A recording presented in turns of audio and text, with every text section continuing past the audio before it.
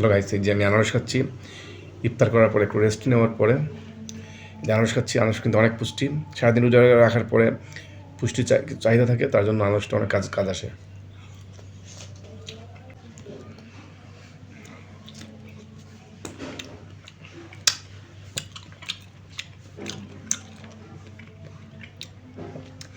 আপনি যারা সিনেমাগুলো আসছিলেন এই আনারস খাইছেন তারা বুঝবেন এই আনারসের টেস্ট, তাছাড়া বুঝবেন না।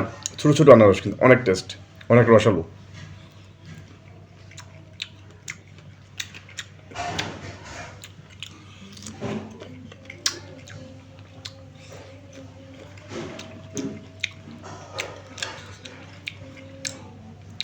সবাই বেশি বেশি করে খাবেন, আনারস খাবেন, সুস্থ থাকবেন, ভালো থাকেন, খোদা হাফেজ।